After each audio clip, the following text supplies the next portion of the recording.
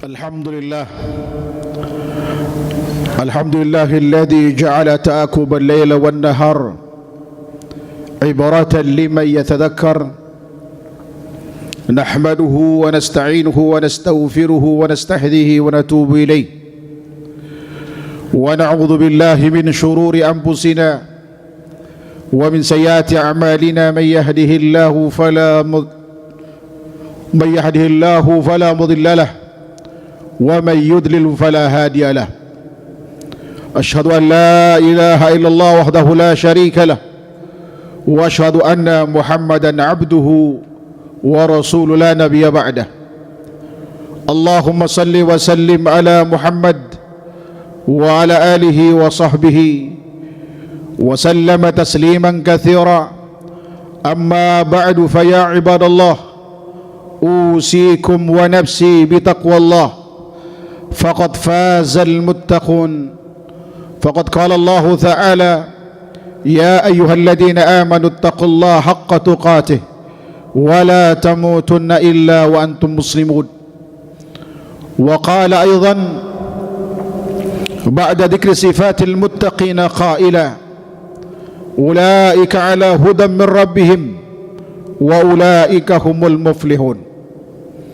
Hadirin sidang Jumat yang dirahmati Allah Subhanahu wa taala. Rajab adalah bulan agung, satu dari 3 bulan suci yang diistimewakan Allah Subhanahu wa taala bersamaan dengan Zulqa'dah, Zulhijjah, Muharram dari 12 bulan yang ada. Sejak pertama kali Allah Subhanahu wa taala menciptakan langit dan bumi, dan Allah Subhanahu wa taala melipat gandakan ganjaran amal di bulan suci, termasuk di bulan Rajab ini. Setiap maksiat yang dilakukan akan dilipat gandakan dosanya, sebagaimana amal saleh ketika dilakukan di bulan-bulan suci ini juga dilipat gandakan pahalanya. Oleh karenanya Allah Subhanahu wa taala melarang kita untuk melakukan kezaliman terhadap diri kita di bulan-bulan ini, termasuk di bulan Rajab, dan menekankan kepada kita di sisi lain untuk meningkatkan ketakwaan kita kepadanya. Di samping menjaga kualitas, juga menjaga kuantitas takwa kita kepada Allah Subhanahu wa taala.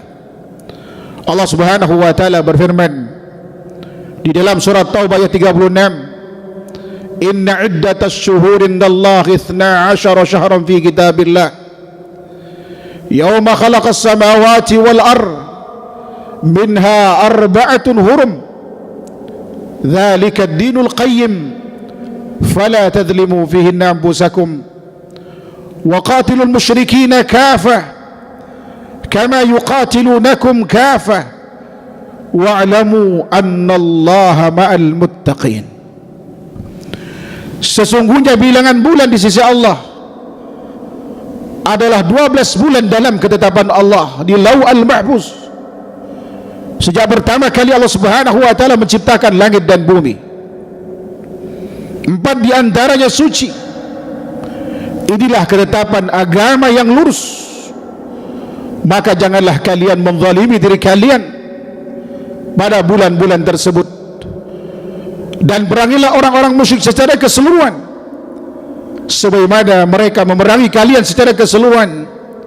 Dan ketahuilah bahwa sesungguhnya Allah hanya bersama orang-orang yang bertakwa.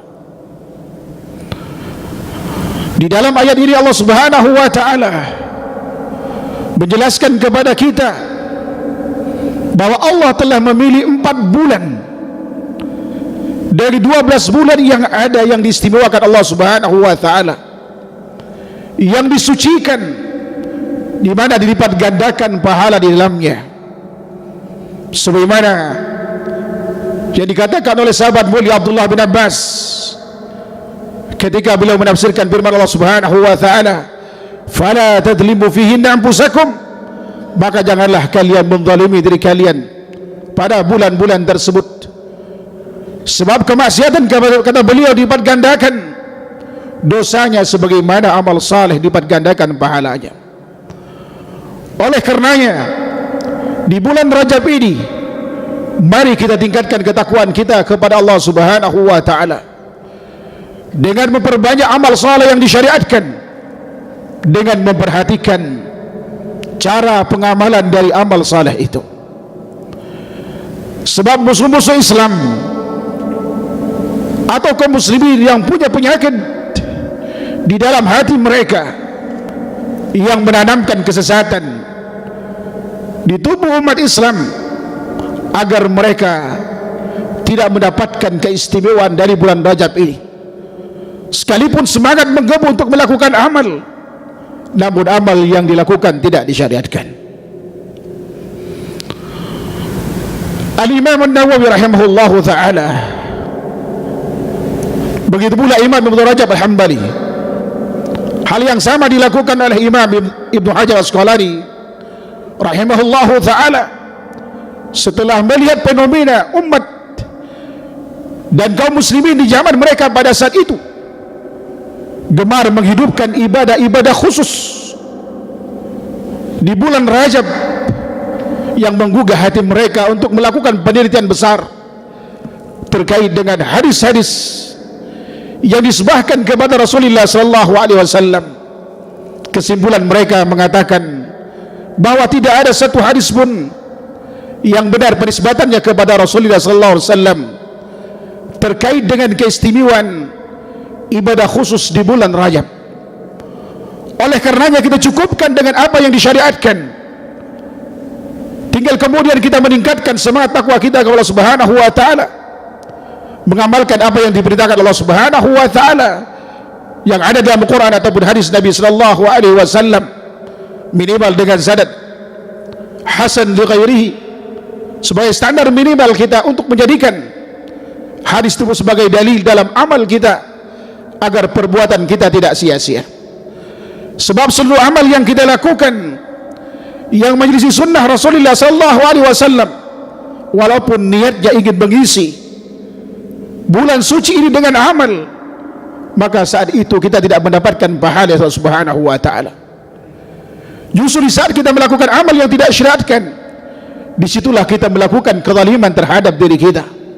Sebab itu maksiat kepada Allah Subhanahu wa taala. Seluruh amal yang tidak disyariatkan adalah merupakan bentuk maksiat kita kepada Allah Subhanahu wa taala, merupakan kezaliman terhadap diri kita. Karena Allah Subhanahu wa taala akan meminta pertanggungjawaban atas seluruh apa yang kita lakukan di dunia. Hadirin Jumat yang dirahmati Allah Subhanahu wa taala, ada anjuran untuk melakukan salat raghaib di malam Jumat pertama di bulan Rajab, menghidupkan kemudian doa-doa dan istighfar, atau kemudian melakukan puasa secara berurutan dari tanggal 1 minimal sampai tanggal 7, tanggal 8, tanggal 10 sampai tanggal 15. Ini semua adalah dusta atas nama Rasulullah sallallahu alaihi wasallam. Sebab hadis ini yang diriwayatkan oleh Imam At-Tabrani dalam Mu'jamul Kabir dari sahabat mulia Anas bin Malik bahwa Rasulullah pernah bersabda dalam versi hadis ini, di mana Rasulullah SAW bersabda, Rajab syahrun azim yudha'ifu Allah fihi al-hasanat, faman shama yawman min Rajab fakannama shama as-sanah, wa man shama sab'at ayyamin minhu ghulliqat anhu sab'atu abwab jahannam, wa man shama samaniyata ayyamin minhu futiyat lahu abwabul jannati ats-thamaniyah, wa man shama 10 ayyamin minhu thumma lam yas'alillaha syai'an illa a'ta iyyah, wa man shama 15 yawman nada munadin bis sama' qad ghufira laka ma madha fasta'nif al-amal wa man zada zadahu Allah. Rajab adalah bulan agung, bulan dilipat gandakan pahala, Yang puasa sehari sama dengan setahun. Yang puasa 7 hari 7 pintu neraka ditutup baginya. Yang puasa 8 hari akan dibuka 8 pintu surga baginya. Yang puasa 10 hari lalu dia tidak memanjatkan suatu kewajiban kepada Allah Subhanahu wa taala, melainkan Allah akan kabulkan seluruh permintaannya. Dan barang siapa yang puasa 15 hari, maka ada orang yang menyeru di langit dan berkata, telah diampuni dosamu yang telah lalu. Barang siapa yang menambah amal di bulan Rajab ini, maka niscaya Allah akan tambah pahalanya. Hadis ini adalah palsu atas nama Rasulullah sallallahu alaihi wasallam. Karena di dalam sana terdapat seorang Utsman bin Matar Asy-Syaibani. Kata Imam Ibnu Hibban rahimahullahu taala dalam kitabnya Adh-Dhu'afa wal Majruhun, kana yarwi al-mawdu'at anil athbat. Utsman bin Matar Asy-Syaibani ini adalah orang yang gemar memalsukan hadis atas nama Rasulullah SAW dari jalur-jalur ulama yang thiqah al-athbat. Hadirin sekalian yang dirahmati Allah Subhanahu wa taala. Oleh karenanya kita hindari hadis-hadis semacam ini, bahkan puluhan hadis terkait dengan keistimewaan ibadah khusus di bulan Rajab, semuanya tidak benar penisbatannya kepada Rasulullah sallallahu alaihi wasallam. Tetapi bukan berarti kita tidak boleh menghidupkan puasa sunnah di bulan Rajab ini. Namun yang perlu kita perhatikan adalah caranya. Sebab sahabat mulia Abdullah bin Abbas ketika ditanya oleh murid seniornya Sa'id bin Jubair di bulan Rajab tentang puasa Rajab, saat itu beliau menjawab, kana Nabi sallallahu alaihi wasallam yasum hatta nakula la yubtir wa yubtiru hatta nakula la yasum. Adalah kebiasaan Nabi Muhammad sallallahu alaihi wasallam di bulan Rajab. Beliau melakukan puasa saking seringnya sampai kami duga beliau tidak meninggalkannya. Dan terkadang beliau jarang melakukan puasa di bulan Rajab saking jarangnya sampai kami duga beliau tidak melakukannya. Hadis riwayat Muslim, dan hadis yang sama juga diriwayatkan oleh Imam Ahmad. Puasa apa yang dimaksud? Yaitu puasa-puasa sunnah yang rutin kita lakukan di bulan-bulan yang lain. Memang dalam Islam ada beberapa varian puasa. Ada puasa sehari, ada 2 hari, ada 3 hari, ada 6, ada 7, ada 8, 10, 15, bahkan 20 puasa sunnah. Namun yang perlu kita perhatikan adalah caranya. Puasa sehari mungkin saja kita puasa mutlak, sebagaimana Rasulullah lakukan ketika beliau tidak punya makanan. Dia bertanya kepada Aisyah, apakah hari ini kita punya makanan? Beliau jawab, tidak. Idzan ana shaim, kalau begitu saya puasa. Atau kita sempat puasa di hari Senin atau Kamis, mungkin kita hanya mampu hanya sehari di antara Senin dan Kamis. Atau kemudian puasa 2 hari Senin dan Kamis di awal bulan, yang merupakan kesukaan Rasulullah sallallahu alaihi wasallam, sebagaimana yang dituturkan oleh Imam An-Nasa'i, hadis yang diriwayatkannya dari jauh sahabat mulia Hafsah.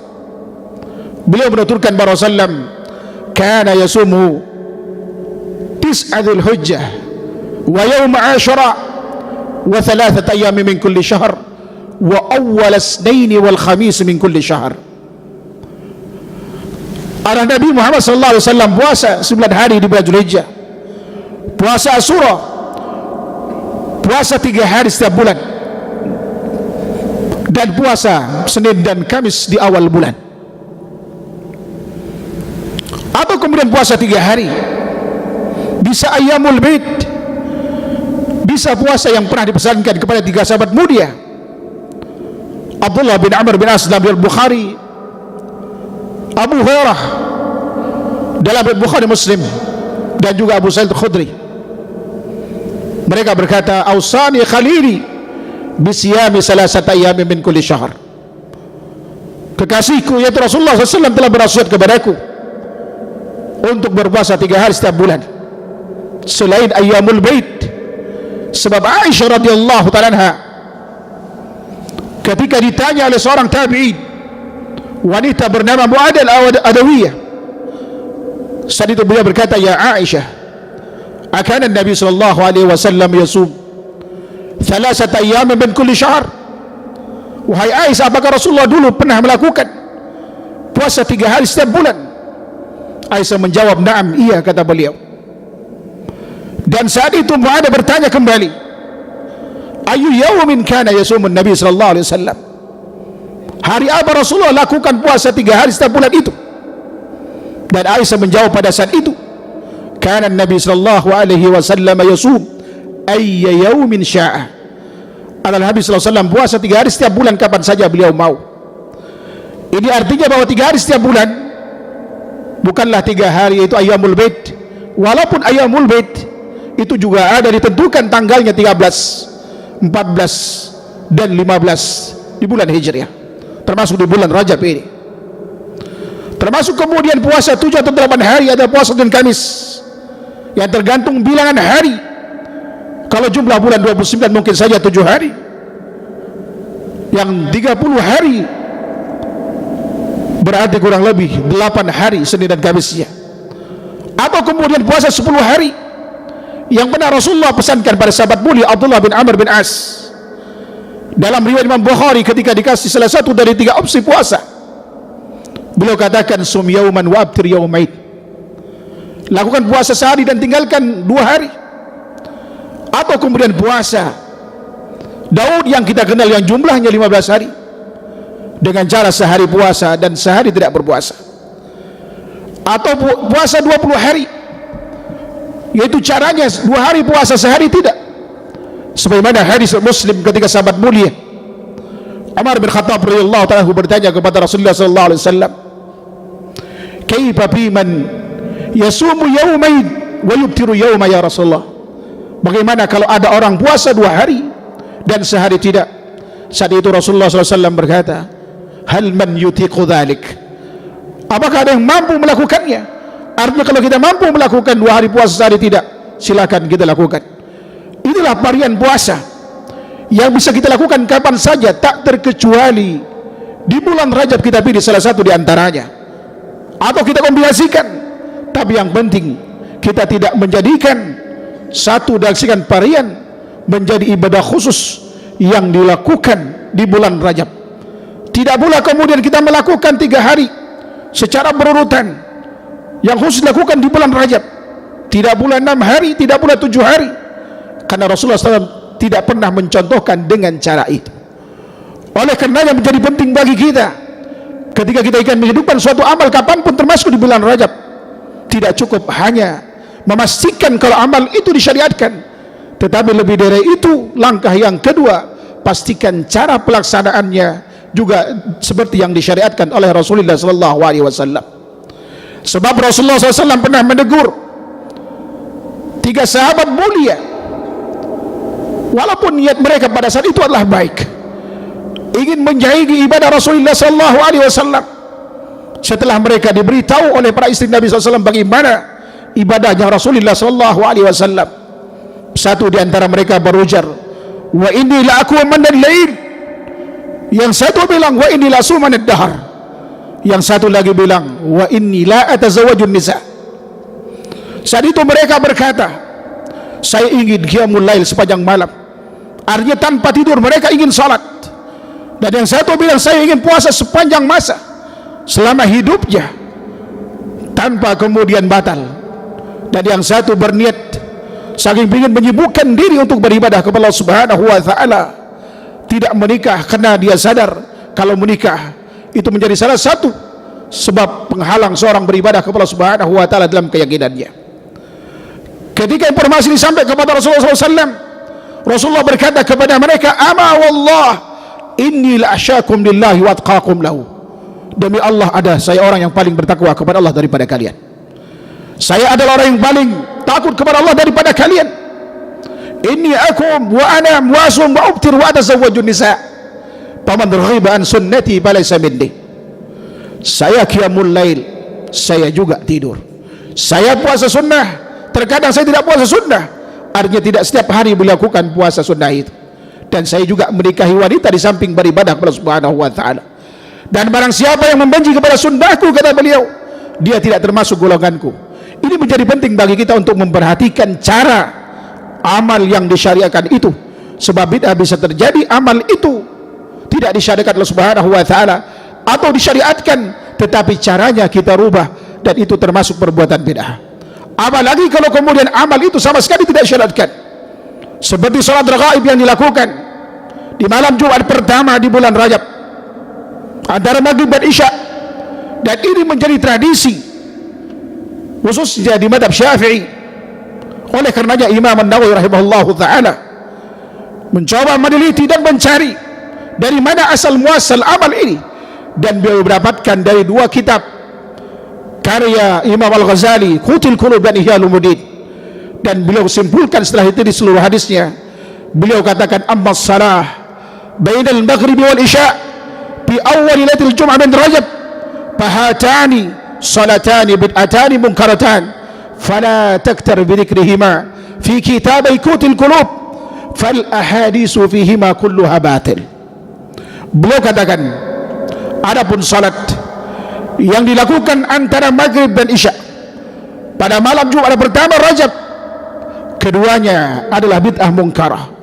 Kita tahu Imam An-Nawawi rahimahullahu ta'ala yang bernama Abu Zakaria Yahya bin Syaraf An-Nawawi yang meninggal di tahun 676, beliau adalah yang pro dengan bid'ah hasanah. Beliau katakan terkait dengan salat ini, bid'atani munkaratan, kedua salat ini adalah bid'ah munkarah, artinya tidak boleh kita lakukan. Bahkan lebih dari itu beliau katakan, jangan tertipu dan terpedaya, karena keduanya dimuat di dalam dua kitab, Qutil Qulub dan Ihya Ulumuddin, buah karya Al-Imam Al-Ghazali rahimallahu ta'ala, sebab seluruh hadis terkait dengannya, kata beliau, adalah batil, yaitu tidak benar penisbatan kepada Rasulullah dan mayoritas palsu atas nama Rasulullah SAW. Oleh karenanya bagi kita, mari kita cukupkan di bulan Rajab ini dan bulan suci lainnya dan bulan-bulan yang lain agar tidak mengamalkan kecuali yang disyariatkan. Wabil khusus di bulan Rajab ini tidak mengamalkan kecuali yang disyariatkan, sebab ketika kita mengamalkannya apalagi hadis itu palsu, maka pastikan itu termasuk kezaliman yang dilarang untuk dilakukan, dan itu maksiat kepada Allah Subhanahu wa ta'ala. Oleh karenanya kita berharap kepada Allah Subhanahu wa ta'ala agar senantiasa memberikan hidayah taufiknya kepada kita untuk tetap semangat meningkatkan kualitas amal kita dengan memperhatikan dalil yang kita gunakan, agar kemudian kita mendapatkan keistimewaan dari seluruh amal yang kita lakukan. Amin ya rabbal alamin. Barakallahu lakum fi Qur'anil azim wa nafa'ani wa iyyakum bil ayati wa dzikril hakim. Aqulu qali hadza wa astaghfirullah lakum innahu huwal ghafurur rahim.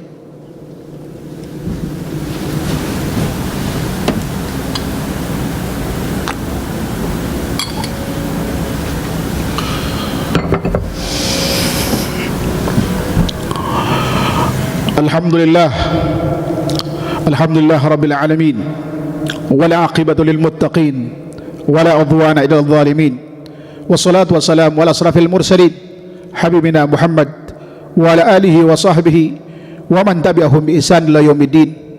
Amma ba'du, fa ya ibadallah, usikum wa nafsi bi taqwallah, faqad fazal muttaqun. Ala wa sallu ala khairil killah Muhammad ibn Abdullah كما أمرنا الله به وبدأ بنفسه فقال إن الله وملائكته يصلون على النبي يا أيها الذين آمنوا صلوا عليه وسلموا تسليما. اللهم صل وسلم على محمد وعلى آل محمد كما صليت على إبراهيم وعلى آل إبراهيم حميد مجيد، وبارك على محمد وعلى آل محمد كما باركت على إبراهيم وعلى آل إبراهيم إنك حميد مجيد. اللهم اغفر للمؤمنين والمؤمنات والمسلمين والمسلمات الأحياء منهم والأموات إنك سميع قريب مجيب الدعوات يا قاضي الحاجات. ربنا لا تزغ قلوبنا بعد إذ هديتنا وهب لنا من لدنك رحمة إنك أنت الوهاب.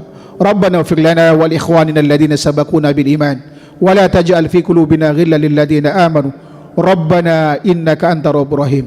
ربنا اغفر لنا ولوالدينا وارحمهما كما ربيانا صغيرا. ربنا هب لنا من أزواجنا وذرياتنا قرة أعين واجعلنا للمتقين إماما. اللهم إنا نسألك من خير ما سألك منه نبيك محمد صلى الله عليه وسلم wa a'udzu bika min syarri ma sta'adaka minhu nabiyyuka Muhammad sallallahu alaihi wasallam. Rabbana atina fid dunya hasanah wa fil akhirati hasanah wa qina adzaban nar. Wa sallallahu ala Muhammad wa ala alihi wa sahbihi wa sallam. Wa ahli dawana alhamdulillah rabbil alamin.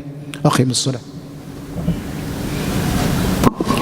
Allahu akbar. Allah